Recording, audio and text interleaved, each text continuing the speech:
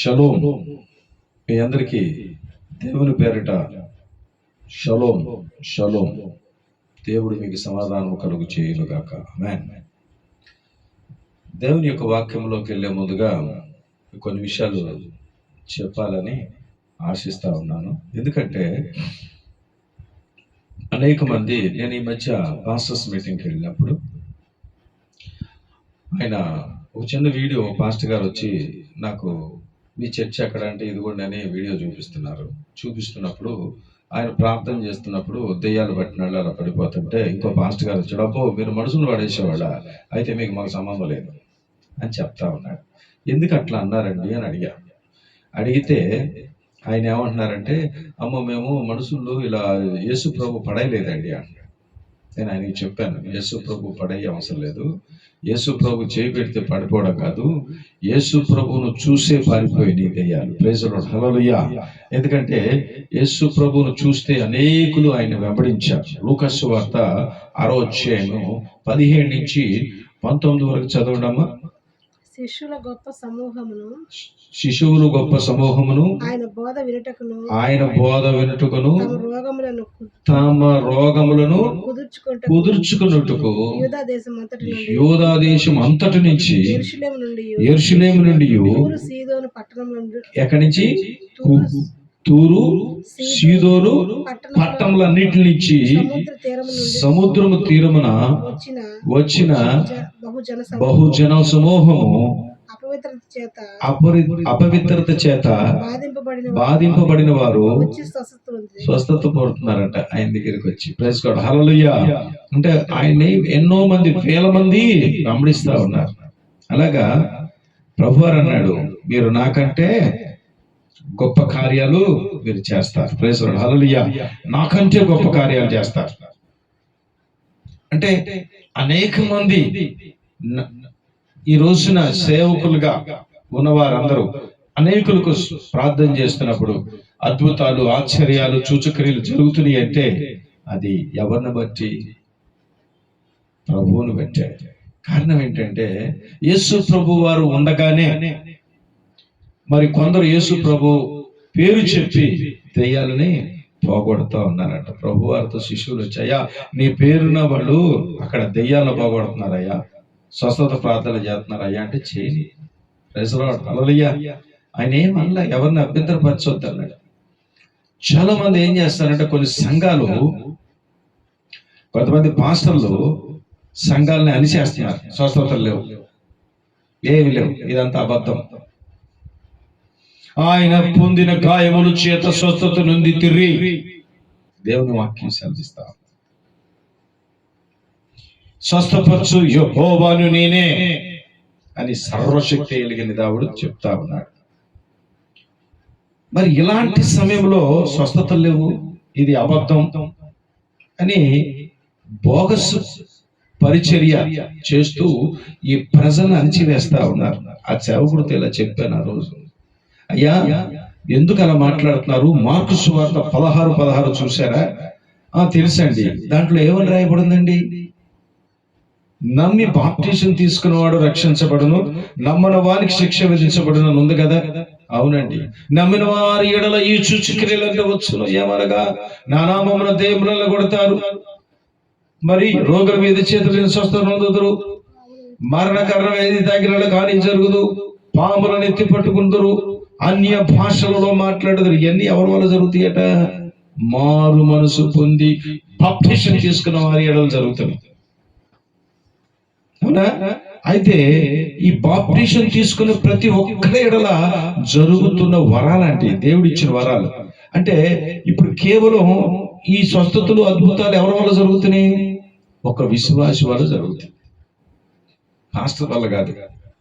Pastor కేవలం ప్రార్థన చేస్తే మరణాపాయ స్థితిలో ఉన్న వారిని మరణము నుంచి లేవనెత్తగలిగిన శక్తిని ఆ దైవ సేవకుడికి ఇస్తా ఉంటారు. కొంతమంది ఏం చేస్తున్నారంటే, ఇది కూడా నిజమే, ఈ దేవుడిచ్చిన వరాలు ఫరాలను ఏం చేస్తారంటే వ్యాపారంగా మార్చేసుకొని వ్యాపారం చేసుకుంటా ఉన్నారు. నేను ఈ పాస్టర్స్ మీటింగ్ వెళ్ళినప్పుడు ఒక అతను ఆ మీటింగ్ ఎందుకు పెట్టాడని చెప్పంటే, ఇక్కడ జరిగిన సన్నివేశం అది. ఆ పాస్టర్ గారి దగ్గర స్వస్థతలు ఇవ్వండి, ఇలా చేయి పెట్టగానే పడవేసే వాళ్ళతో మేము నమ్మమండి అని ఆ పాస్టర్ గారు మాట్లాడుతున్నప్పుడు ఈ మార్కు 16:16 చెప్పారు. అలా మాట్లాడకూడదు పాస్టర్ గారు. మీ సంఘము ఎప్పుడు అణిచివేయబడద్ది. మీ సంఘ విశ్వాసులు ఎప్పుడు కూడా అదే రకంగా నిజమే ఇదంతా అబద్ధపు బోధ అనుకొని ఏం చేస్తారు? యేసు ప్రభు వెనకాల అనేకులు రోగులు ఎందుకు నిలబడ్డారు? కారణం ఏంటి? నీ విశ్వాసులు ప్రార్థన చేస్తే నీ సంఘం అభివృద్ధి చెందుద్ది. ప్రైజ్ గాడ్, హల్లెలూయా. నీ సంఘం అభివృద్ధి చెందుద్ది. నీ యొక్క సంఘ సరిహద్దులు విశాలపరచబడతాయి. నువ్వు కేవలం ఒక లౌకిక బాధతో ఉన్నావు. ఒక పాస్టర్ గారు, ఒక లౌకిక బాధకుడు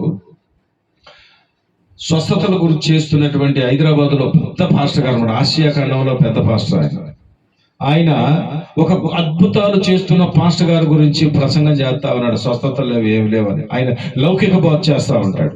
అప్పుడు ఆ పాస్టర్ గారు ఏం చేశారంటే, ఇతను ఇలాగే ప్రసంగం చేస్తే దేవుని పని ఆగిపోద్దని ₹1 కోటి పెట్టి ఒక కారు కొని ఆయనకి గిఫ్ట్ ఇచ్చాడు. బ్రదర్, ఇదిగోండి మీకు దేవుడు ఇమ్మన్నాడు అని.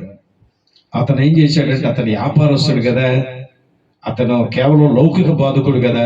వెంటనే ఏం చేశాడు, మరి పెద్ద సంఘం, వేల మంది లక్షల మంది అవుతున్నారేమో, వాళ్ళందరిలో ఒక కారు అమ్మే దాని ఒక స్టేజ్ మీద పెట్టి కొన్ని టికెట్లు పెట్టాడు. టికెట్ ₹1000. దాని మీద ఏం చేశాడు, ఈయన ₹1 కోటి ఎత్తే దాని మీద ఒక 5 కోట్లు వచ్చినాయి ఆయనకి. అమ్మయ్యా అనుకున్నాడు, ఎవరికైనా కారు తెలిపోద్దులే అని. ఒక లేడీకి ఒక కారు లాటరీలో వచ్చింది. ఆమె ఏం చేసింది, నాకు వద్దులయ్యా సేవకుడా, నాకు ఆ ₹1000 టికెట్ కొనుక్కున్నాను, నాకు తోలే అర్హత లేదు, నువ్వే ఉంచుకొని ఆయనకే ఇచ్చేసింది. అది కూడా లాభమే. వీళ్ళు లౌకిక బోధకులు. లౌకికమైనటువంటి బోధ చేత ప్రజలను వాళ్ళు తట్టు తిప్పుకుంటున్నారు, కానీ దేవుని తట్టు తిప్పట్లేదు. దేవుని తట్టు ఎవరైతే ఆయన ప్రజలను తిప్పారో వాళ్ళు నిజమైన సేవకులు. దేవుని యందు భయభక్తులు కలిగి ఎవరినైతే ఆ ప్రజలని బలపరుచుకొని ఆ దేవుడు ఉన్నాడో ఆ ప్రజలను వాళ్ళ తట్టు తిప్పారో, ఎవరి తట్టు? దేవుని తట్టు. అప్పుడు వాళ్ళు నిజమైన సేవకులు. వాళ్ళ తట్టే తిప్పుకొని వాళ్ళ వైపే టర్న్ చేసుకున్న వాళ్ళు ఎవరంటే బిలాము బోధకులు, అనగా వాళ్ళు లౌకిక బోధకులు. వాళ్ళ తట్టే తిప్పుకుంటుంటారు. యేసు ప్రభుని సిలువ ఎందుకు వేశారు? యేసు ప్రభు చెప్పే బోధలు సృష్టికర్త అయిన దేవుడు, నా తండ్రి చెప్తున్నాడు, నా తండ్రి చిత్తం ఇక్కడ నెరవేర్చట్లేదు, వీళ్ళ ప్రణాళికలు నెరవేర్చుకొని వీళ్ళ స్వలాభాల కొరకు వీళ్ళు బోధ చేస్తున్నారని చెప్పి ఆయన బాధపడుతూ ప్రసంగాలు చేస్తా ఉంటే ఆ ప్రజలందరూ ఇతను చెప్పేది కరెక్టే కదా అని చెప్పి యేసు ప్రభుని కోకోలలుగా ఎమ్మడబడతా ఉన్నారు. అందుకనే యేసు క్రీస్తుని సిలువ వేశారు. ఈ రోజున సుబోధకులను ఏం చేస్తున్నారంటే వాళ్ళు ఎలివేస్తున్నారు. ఇలాంటి బోధలు చేస్తున్నప్పుడు అనేకులకు ఈ సువార్తను ప్రకటించాలని ఒక గొప్ప ఉద్దేశంతో ఉన్నవారు ఈ యొక్క వీడియోలు ఏం చేస్తారంటే ఎవరికి పంపించరు. మంచి బోధ కాదు అని చెప్తారు. మీరు నిజమైనటువంటి విశ్వాసులైతే ఈ బోధన ఎన్న మరుక్షణం కొన్ని వేల మందికి ఈ మెసేజ్ బయటికి వెళ్ళాలి. ప్రైజ్ గాడ్, హల్లెలూయా. మీ సంఘాలని చిన్న చిన్న సంఘాలుగా ఉన్నటువంటి వారు అనేకమైనటువంటి పెద్ద సంఘాలుగా ఉండి స్వస్థతలు లేవు, ఏమి లేవు అంటే యేసు ప్రభు నమ్మనట్టే. అసలు యేసు ప్రభు వరం ఇచ్చాడు మార్కు 16:16 విశ్వాసులకి. గొర్రెని కంటది, కాపరి కండం. ఈ కాపర్లు ఏం చేస్తారంటే గొర్రెలు తీసుకెళ్లి చిన్న చిన్న కాపర్లకు అప్పగిస్తే ఆ గొర్రెలన్నిటిని దొంగతనంగా తీసుకెళ్లిపోయి మేము ఆసియా ఖండంలో గొప్ప వాళ్ళమని లౌకిక బోధ చేస్తూ యేసు ప్రభువును చూపిస్తూ కళ్ళపల్లి మాటలు చెప్పి నటిస్తూ యాక్టింగ్ చేస్తూ డాన్సులు వేస్తూ ప్రసంగాలు చేస్తున్నటువంటి విధానాల్లో ఉన్నటువంటి వారి పరిస్థితులు ఏంటంటే యేసు క్రీస్తును చూపిస్తూనే వాళ్ళ తట్టు తిప్పుకుంటున్నారు. ప్రభు వైపు తిప్పితే, ప్రభు తట్టు మీరు తిరుగుంటే మీరు వెంటనే నమ్మకంగా పరలోకం వెళ్తారు. మిమ్మల్ని పరలోకం తీసుకెళ్తలేదండి. మీకు స్వస్థతలు, రోగాలు, ఇబ్బందులు వస్తే స్వస్థతలు లేవు, హాస్పిటల్కి వెళ్ళమని చెప్తారు. దేవుడు తెలుసుకుంటే ఏం చేస్తాడో తెలుసా? వెంటనే దేవుడు మర్చి ఆయన వెంటనే స్వస్థపరుస్తున్నాడు. ఎందుకని? చాలా మంది టచ్ అని ప్రార్థన చేస్తున్నప్పుడు ఎందుకని? ప్రసంగాలు చేసేటప్పుడే చాలా మంది మరి స్టేజ్ ఎక్కి అనేక మంది స్వస్థత జరుగుతుందండి. అక్కడ ఏం జరుగుతుంది? దేవుని అభిషేకం, దేవుని యొక్క శక్తి అక్కడ దిగుతుంది, దేవుని యొక్క ప్రభావం ఆ ప్రాంతంలో పనిచేస్తుంది. కానీ నీ యొక్క హృదయ వాంఛలను బట్టి దేవుడు అక్కడ పని చేస్తాడు. నువ్వు దేవునితో ఉంటే కదా పని జరగటానికి. దేవునితో ఉన్నట్టు నటిస్తూ, దేవునితో ఉన్నట్టు యాక్ట్ చేస్తూ వ్యాపారం చేసుకుంటున్నావు. ఆ ప్రజల దగ్గర నుంచి పాలు పిండుకుంటున్నట్టు డబ్బులు పిండుకుంటున్నావు. నేనైతే మిమ్మల్ని సందాలు అడగను, మీరు ఈ వీడియోని అనేకులకు పంపించండి. అందరు కళ్ళు మెననేతరాలు తెరవాలి. ప్రైజ్ గాడ్, హల్లెలూయా. దేవుడు యెహోవా స్వస్థపరచువాడు. మరి అనేకులకు స్వస్థత. ఈ రోజున దీనులు, పేదలు అనేక మంది ఆయా దేశాల నుంచి ప్రభువుని ఎందుకు వెంబడించారు ఆ రోజుల్లో? ఎందుకని? దేని స్థితిలో ఉన్నారు వాళ్ళందరూ? పేద స్థితిలో ఉన్నారు.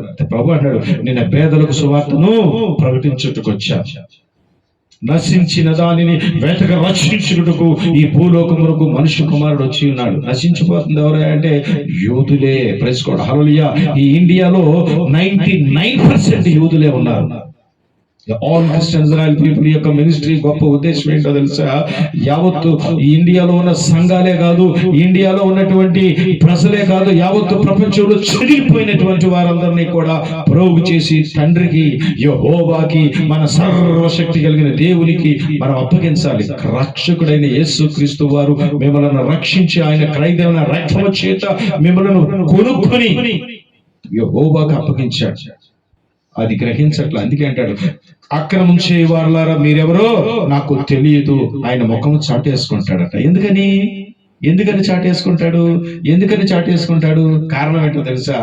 వీళ్ళందరూ కూడా యేసుక్రీస్తు పేరు చెప్పారు. అందుకే అన్నాడు, ఆయన ఇంకో మాట చెప్తున్నాడు. ఆయన ఏమన్నా తెలుసు? ప్రభా ఎవడున్న పరలోక రాజ్యములకి చేర్చబడడు, ఎవడను చేర్చబడడు. కారణం ఏంటో తెలుసా? ఆయన పేరు చెప్పుకొని, చెట్టు పేరు చెప్పి కాయలా వేసుకుంటున్నారు. చెట్టు పేరు చెప్పి ఏం చేస్తున్నారు? యేసు ప్రభు పేరు చెప్పి జనాల్ని పోగేసుకొని బుద్ధి కోసం పని చేస్తున్నారు. మేము బుద్ధి కోసం పని చేయట్లా. రక్షించబడి అనేకులకు దేవుని రాజ్యములో ఉండాలని దైవ సేవకులుగా ఉన్నటువంటి ప్రతి నిజమైన దైవ సేవకులు ఎవరైనా సరే ఈ వాక్యం విన్నట్లయితే అనేకులకు ఈ వర్తమానం పంపించండి. అనేకులు బలపరచబడాలి. కేవలం పెద్దగొస్తు సంఘస్థులు మాత్రమే స్వస్థతలు తీయని కాదు, ప్రతి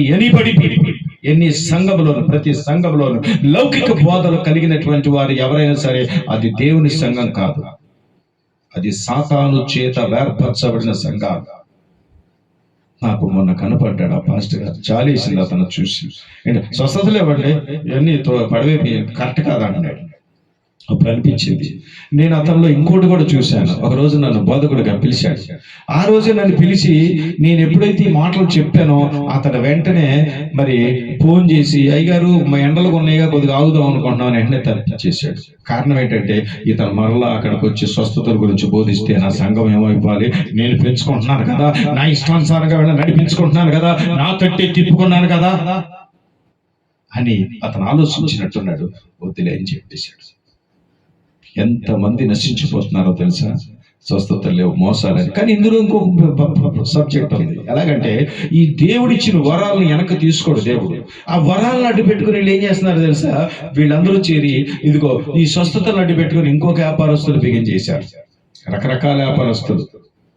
ఈ మధ్యకాలం ఇంకొక అతను కనపడ్డాడు నాకు.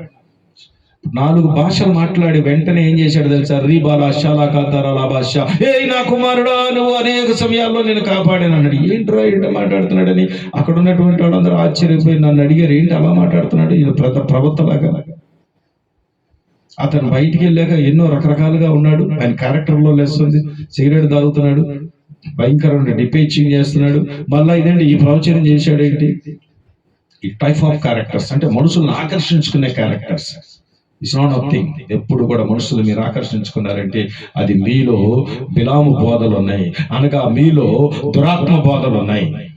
ప్రియమైన దేవుని బిడ్డలారా, నమ్మకమైన సేవకులారా, నమ్మకస్తుని నమ్మకంగా దేవుని యందు విశ్వాసంతో బతుకుతున్న విశ్వాసులారా, గమనించండి. యెహోవానే స్వస్థపరుస్తాడు. యెహోవానే ఆయన కుమారుడును పంపించి మన కొరకు మరణమును చెందించి ఆయన విలువైన రక్తము చేత మనలో ఉన్న పాపమును తీసివేసి మనకు స్వస్థతనిచ్చి అద్భుతాలను చేశాడు. ఆయన బ్రతికుండగానే అనేకులు వెంబడించారు. మీరు నిజంగా క్రీస్తును వెంబడించిన వారైతే మోకరించిన మనం ప్రార్థన చేసుకుందాం. ఇదిగో అనేక మంది దేవుడు స్వస్థపరచువాడు, అనేక అద్భుతాలు చేయవాడు. ఆయన మనం వెంబడిస్తున్నప్పుడు ఇలాంటి నిత్యమైన నీచమైన బోధలు మనం వినకూడదని గ్రహించుకొనండి, వెనక్కి రండి, తండ్రి వైపు చూడండి, యేసుక్రీస్తును వెంబడించండి, మనకు రక్షణ దొరుకుతుంది. ప్రార్థన చేసుకుందాం. చేమ కలిగిన దేవానికి వందనాలు, కృప కలిగిన దేవానికి స్తోత్రం. నీ కృపను బట్టి, నీ దయను బట్టి ప్రభువా, ఇదిగోనైనా నీ ప్రజలు ఇప్పటి వరకు నమ్మకముగా నీ మాటలు విన్నటువంటి నీ చెరువులను, నీ సంఘమును, all Christian Israel people ministry ద్వారాగా యావత్తు ప్రపంచ దేశాలకి సువార్త వెళ్ళాలని నేను గమనిస్తూ ప్రభువా ప్రార్థిస్తూ ఉన్నాను. అనేకులు చాలా మంది ఇప్పుడు ఈ సమయంలో గమనిస్తున్నటువంటి నీ సేవకులు ఉన్నారు, అనేక మంది గమనిస్తున్నటువంటి నీ యొక్క ప్రజలు ఉన్నారు ప్రభువా. వాక్యానుసారమైన బోధన లేకుండా ప్రభువా అనేక మంది ప్రభువా ఇదిగో దుర్బోధన చేత ఇదిగో పీడించబడుతున్న విశ్వాసులను విడుదల చేయమని, నీ కృపను భద్రపరచమని, నీ తట్టు తిప్పుకోమని, నీ కృపను భద్రపరచమని, నీ యందు భయభక్తులు కలిగిన వారందరినీ కూడా ప్రభువా నీకు నమ్మకమైన బోధలోనికి, సుబోధలోనికి మీరు నడిపించమని, వాడబారినటువంటి ఇదిగో నీటి పక్కన వాళ్ళని నాటి పుష్కలమైన జీవితంలో వాళ్ళు జీవించినట్లుగా సహాయం చేయమని మా రక్షకుడు మా ప్రభువైన యేసుక్రీస్తు నామమున ప్రార్థించుకుని వేడుకున్నాం తండ్రి. ఆమేన్. షలోమ్ షలోమ్.